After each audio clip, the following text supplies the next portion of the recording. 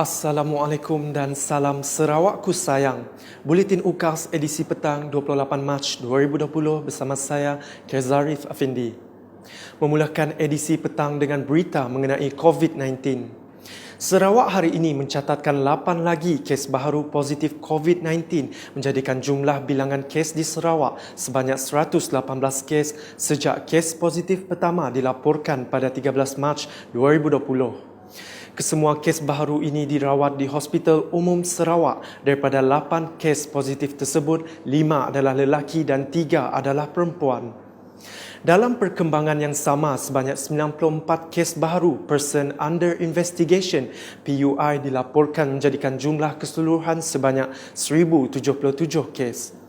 Sehingga kini, Sarawak telah merekodkan 5 kematian sejak kes pertama dilaporkan pada 17 Mac 2020 dan 9 kes telah sembuh dan telah discharge dari hospital.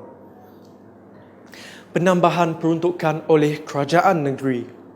Kerajaan Sarawak di bawah Jawatan Kuasa Pengurusan Bencana Negeri bersetuju untuk menambah peruntukan sebanyak 16.4 juta ringgit bagi membantu mereka yang terjejas sepanjang pelaksanaan Perintah Kawalan Pergerakan akibat wabak COVID-19. Ketua Menteri Datuk Petinggi Abang Haji Abdul Rahman Zohari Tun Abang Haji Openg berkata pihak jawatan kuasa akan memantau dan akan memastikan bantuan disalurkan kepada mereka yang benar-benar memerlukan seperti golongan yang susah, tidak mempunyai pendapatan, bergaji hari orang kurang upaya termasuk gelandangan. 16.4 million for us to help particularly the rural area. Dan ini akan dipantau oleh the District Disaster Committee. Seluruh Sarawak, 16.4 million is seluruh Sarawak, tambahan. Beliau berkata demikian pada sidang media apabila selesai membuat pemantauan di beberapa kompleks membeli belah di Kuching, ditemani barisan menteri dalam Jawatan Kuasa Pengurusan Bencana Negeri pada Sabtu. Berita seterusnya. Wakil rakyat, individu dan peniaga saling berganding bahu membantu petugas-petugas barisan hadapan semasa tempoh Perintah Kawalan Pergerakan PKP akibat COVID-19. Timbalan Ketua Menteri Tan Sri Dato' Amar Dr. James Masing antara yang prihatin dengan nasib frontliners dengan menyumbangkan makanan. Tidak ketinggalan Ahli Parlimen Kapit Dato' Alexander Nantalinggi dan Ahli Dewan Undangan Negeri Adun Katibas Dato' Ambrose Blikau yang turut menghulurkan sumbangan berbentuk wang tunai. Manakala penghulu Vincent di Dapur Mira dan Empurau Cafe menghulurkan bantuan makanan. Sumbangan diserahkan kepada petugas di Bilik Gerakan Bencana Daerah SJR dan saringan di Simpang 4 Bombak dan Pusat Saringan Terminal Express Song. Berita selanjutnya.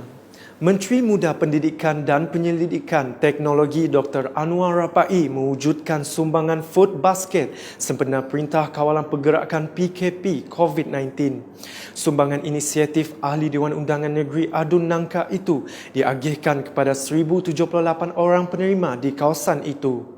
Bagi Ahmad Narawi, beliau amat bersyukur dan berasa terharu dengan keprihatinan Dr. Anwar dalam memberi bantuan kepada mereka. Terima kasih bagi kami rasa bersyukur dan rasa sangat gembira kerana kepercayaan, keprihatinan dari pihak DPS dan dari pihak YB dan supaya batu dapat menampung hidup kami orang. Terima kasih banyak-banyak dari ini. Sementara itu, Badrin Kusairi berkata sumbangan tersebut amat bermakna kepada mereka terutama dalam tempoh Perintah Kawalan Pergerakan PKP dikuatkuasakan. Terima kasih atas barang pembelian itulah dapat nampung kekurangan di rumah sepanjang larangan itulah. Yang kedua saya rasa sehat lah, saya ada apa-apa dan saya terima kasih atas semua atas pemberian itu sepanjang dapat nampung keperluan harian kami kalau ditempuh itulah sampai bila-bila. Terima kasih kepada Wadi Anwar Pari dan Menteri Sarawak kita. Beralih kepada perkembangan di Tasik Biru Bau. Seramai 845 orang penduduk dari 46 buah kampung di kawasan Dewan Undangan Negeri Dun Tasik Biru telah menerima bantuan makanan sepanjang tempoh Perintah Kawalan Pergerakan PKP yang masih berkuat kuasa kini. Ahli Dewan Undangan Negeri Adun Tasik Biru, Datuk Henry Ginep berkata, kriteria mereka yang diberikan bantuan itu adalah golongan buruh bergaji hari yang mempunyai tanggungan, ibu tunggal, petani dan serta orang kurang upaya OKU. Jelas beliau, program bantuan makanan itu adalah khas untuk penduduk di kawasan Tasik Biru yang terjejas pendapatan mereka susulan Perintah Kawalan Pergerakan PKP yang dikuatkuasakan untuk membendung penularan COVID-19. Tambahnya, Ketua Masyarakat dan Ketua Kaum KMKK dari Dun Tasik Biru sebelum itu telah diminta untuk mengenal pasti golongan yang benar-benar terjejas berikutan penguatkuasaan PKP. Dari Bau, kita beralih ke perkembangan di Seri Aman. Semua jentera kerajaan diarahkan untuk bekerjasama bagi memastikan segala plan tindakan menghadapi COVID-19 berkesan dalam usaha membendung penularan wabak itu. Oleh yang demikian, satu mesyuarat Jawatankuasa Pengurusan Wabak COVID-19 bahagian Seri Aman telah diadakan. Dipengerusikan oleh Menteri Muda Kesejahteraan Komuniti Merangkap Adun N32 Simanggang, Datuk Francis Hardin Hollis di Simanggang pada Sabtu. Mesyuarat yang dihadiri seramai 32 orang itu telah menghimpunkan laporan situasi terkini wabak COVID-19 dari agensi-agensi yang berkaitan di bahagian Seri Aman. Antaranya pejabat kesihatan, ibu pejabat polis termasuk daerah Lubuk Antu, pejabat imigresen, pejabat KPD NHEP, pejabat kebajikan masyarakat dan pegawai MPM. Beralih kepada perkembangan Perintah Kawalan Pergerakan. Pasukan tentera akan memperketatkan kawalan dan rondaan di laluan-laluan tikus khususnya yang melibatkan kawasan sempadan antara Sarawak dan Indonesia. Panglima Divisyen Pertama Infanteri Malaysia, Major General Datuk Muhammad Din Abu berkata, susulan penguatkuasaan Perintah Kawalan Pergerakan PKP, pasukan tentera akan bekerjasama dengan polis mempertingkatkan pergerakan rondaan di sekitar kawasan sempadan Sarawak bermula dari Teluk Melano hingga ke Bak Kelalan. Dan kita telah bersama dengan polis telah memperkuatkan rondaan-rondaan daripada Teluk Melano hingga ke Bakalan yang melibatkan tentera 97 orang tambahan. Selain daripada operasi yang sedang dijalankan itu awas. Yang tambahan ini adalah meliputi laluan-laluan lorong-lorong tikus yang kita jangkakan kemungkinan ada kemasukan daripada melarang kemasukan daripada Indonesia. Bercakap ketika ditemui media selepas melakukan pemantauan PKP di Serian pada Sabtu, Datuk Muhammad Din memberitahu seramai 1,006 anggota termasuk kumpulan sokongan pengurusan dan logistik terlibat dalam penugasan sepanjang PKP yang dilanjutkan sehingga 14 April depan. Beliau menyeru kepada orang awam supaya mematuhi arahan PKP demi kebaikan semua dalam usaha kerajaan membendung penularan COVID-19. Kalau kita buat perkara ini dengan baik, tetapi kalau tanpa sokongan rakyat, saya rasa benda ini tidak akan berjaya. Yang pentingnya rakyat-rakyat yang ada di Sarawak ni stay at home dan keluar biar. Jadi kenapa kalau mereka semua mengikuti arahan PKP, kami pun akan stay at home. Tidak perlulah kami buat kerja-kerja begini dengan polis.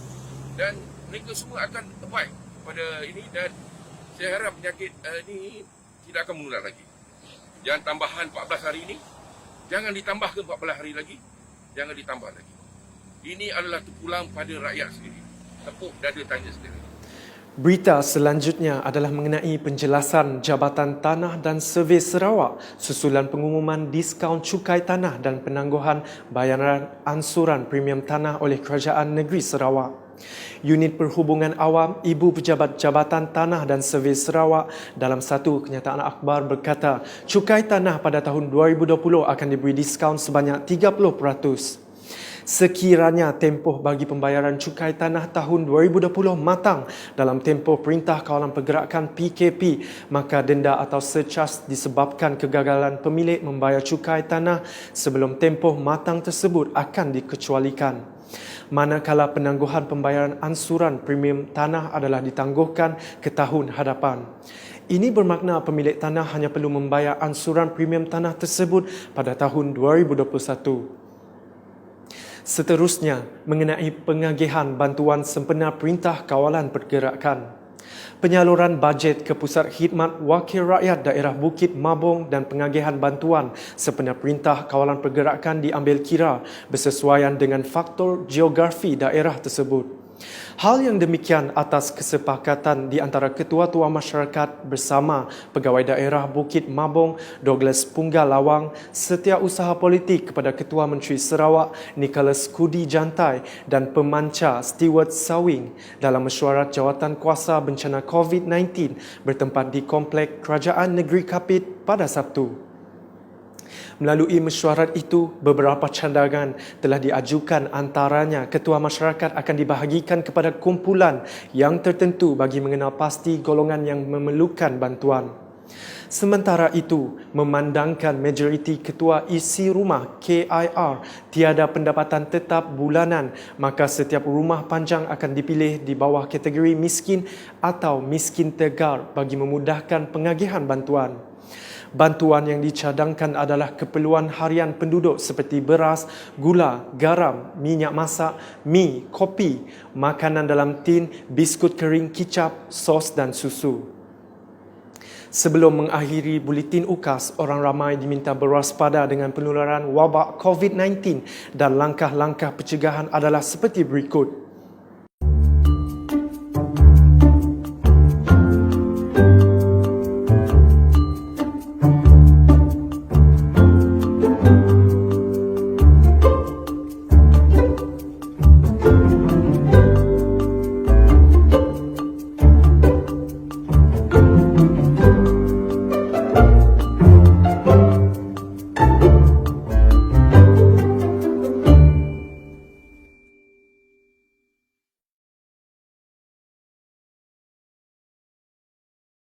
Sekian buletin UKAS edisi petang bersama saya Kerzarif Afindi dan kru penerbitan.